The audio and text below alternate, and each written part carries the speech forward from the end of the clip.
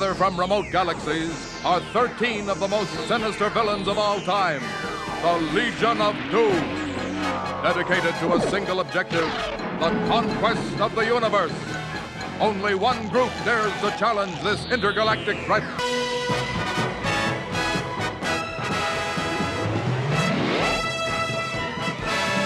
What's up, everybody? Welcome to 3 Men in a Basement. I'm your host, Otto, coming to you live and direct from the Grotto. This is on the heels of the birthday weekends that your boy just celebrated. I had a great birthday. It was really fantastic. Shout out to everybody that came up. Shout out to everybody from Lords of the Long Box who jumped on our live show on Friday night on 3 Men in a Basement. We had a great birthday party. Just a lot of fun. Shout out to everybody that came up on Saturday. Dennis 4 Comics came up. Nemesis Prime was here all weekend. My brothers, Roger Levesque, Bernie 1869. We had a great weekend. But I want to do a wrap-up of all the videos of all the books that we pulled, because there was a lot of stuff, and I think, you don't necessarily have to watch all our videos to see what we got, but I also think it's pretty cool to show off these books in short. So, I'm a huge numbers guy. I would like a lot of my books high grades, but when I see things that are pretty cool, I really enjoy. So as in the DC world right now, one of the hottest characters is the Batman Who Laughs, and my boy Nemesis Prime was selling his first appearance, picked up his first appearance, had it sent out, it came back a 9.4, 9.8 GPA is pretty high on this, so a 9.4 is a little bit less. And I was like, that's a cool book. I have a raw copy. I haven't sent it out. But I was like, all right, 9.4. Then all of a sudden he's like, yeah, he's got this book. And then he's like, and he has the variant of the same book. And that came back at a 9.4.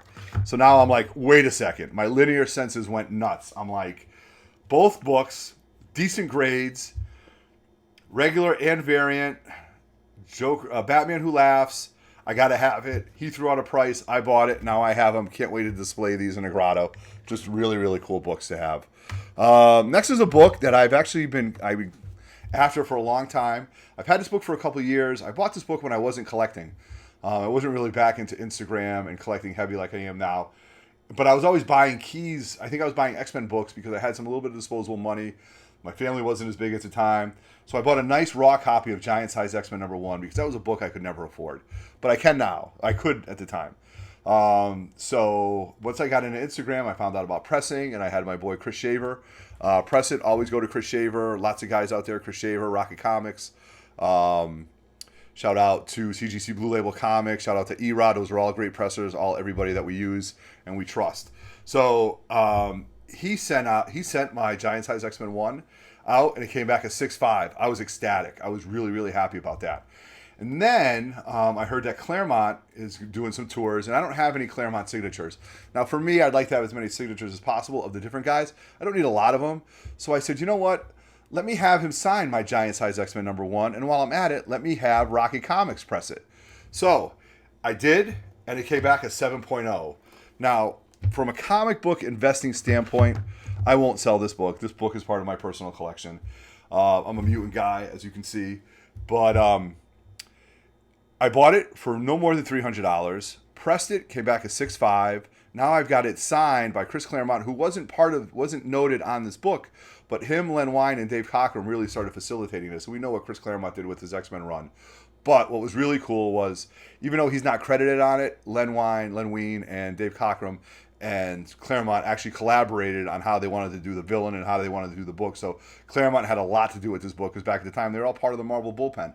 So from a comic books investing standpoint, I'm getting a huge bump on this from 6.5 to 7, and also adding the SIG compared to what I paid for it. So really happy to have this book. Can't wait to display it in the grotto. So pretty excited.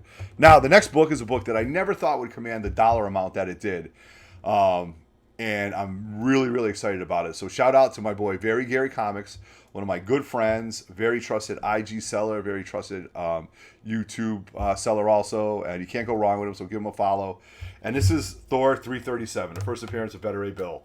And this book was just on fire right now. And especially since they announced him, and like when the price that he offered it to me for, the next day it jumped because they announced him in the movie. The GPM went through the roof. Very Gary was such a solid dude. He kept it to that price. And he picked it up, and we joked about it, like that was my birthday present and stuff like that. So just a great book. Definitely going to display it in the grotto as far as having another Thor book to display. And it's a 9.8. Can't go wrong. Next book is a book that I picked up because somebody was selling it on Instagram, and not a very expensive book, But for the price that he was selling it at, I couldn't wait. I had to have it. And it's a great book because it's a 2-part story in the X-Men line, and we love it. It's Days of Future Past, number 142. It's an 8.5. Now, why this is important is because when I go linear, I will get 141 at an 8.5. So, I have both of those books. Pretty cool. Both at 8.5s. Pretty ecstatic about it. So, really excited to have both of these books. Well, when I get the other book and display them, because I'm so linear that it just looks better. Now, I made a Grail purchase, and I'll tell you why, and I might go a little bit at length about it, and I'll explain it to you. So 2 years ago, I bought a Walking Dead number 1, 2, and 3 from my LCS, both raw. I sat on them with the purpose of keeping them and getting some type of money to buy a bigger book for it. So I sold 2 and 3. 2 was like a 9.4. 3 was a 9.8. So I almost made half of my money back by selling those 2. And then a book came up, and I reached out to my buddy CGC Blue Label Comics, Pat Ray, and I said, hey, listen, I want to put my Walking Dead up on eBay, and I know what GPA is, so I went a little under GPA, and then if I do it, I'll give it as a down payment towards the book that I have right here, which is this Grail, that I really never thought I would own, and I'll explain to you why I think it's very underrated and undervalued. So I kept it on eBay. And I was getting lowball due like you wouldn't believe. And I'm like, no way, I'm not losing money on this. I'm going to get every dollar I can. So sure enough, Saturday morning, my birthday, I get a notification through eBay that my Walking Dead number 1 sold. Boom, ecstatic. I immediately called my boy Pat and say, hey, listen, what can we do about your Brave and the Bold 28, the first appearance of the Justice League 4.0?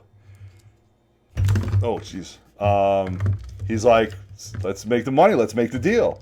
So I sent him the money. Justin was going to visit him anyway. And now the first appearance of the Justice League is in the Grotto.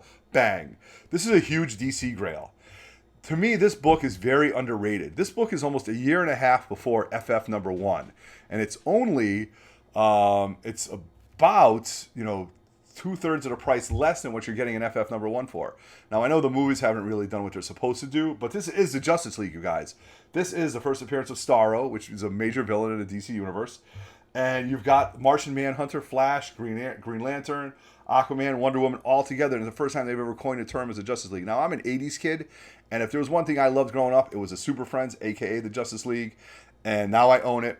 What's unique about this book and why I had to do it, and as I understand what people are saying, I don't like to flip my books, but I understand that, there's a lot of books that you can always get again. So when I was looking at this book in CGC census, there's only 1,100 of them graded. And that's from a 0.5 all the way up to the highest grade, which I don't know. Only 1,100 books. If you compare that to The Walking Dead number 1 at a 9.8, there's over 1,200 of the Walking Dead number 1, 9.8s alone. That's not counting 8.5s, 9.4s, 9.6s in the CGC census because that's such a modern book. I can go after and get that book again, but that's one of the books that I think I've owned. I had it for 2 years. I coveted it. Now I have this book. I'm never going to leave. This book's never going to leave my possession. Good Lord willing. Just classic book. Brave and the Bold 28, first appearance of the Justice League. So that's my wrap up of my birthday weekend, and I'm going to sign off right now. So moving forward, check us out. Keep following 3 Men in the Basement. We've got our comic swap coming up in September, I believe. Terrificon. We're going to do some more live videos. Justin's dropping the variant spotlights weekly. Gary's doing some shows. Of course, always follow Lords of the Long Box every Wednesday. We're cracking out new late news as it comes. The Source Supreme's doing a great job. TiVo, Darkside Jedi's killing the production. So I'm going to wrap up and say, on behalf of Lords of the Long Box, on behalf of 3 Men in the Basement, myself, Roger Levesque, Bernie 1869, Nemesis Prime, I am Otto, and I am out. Peace.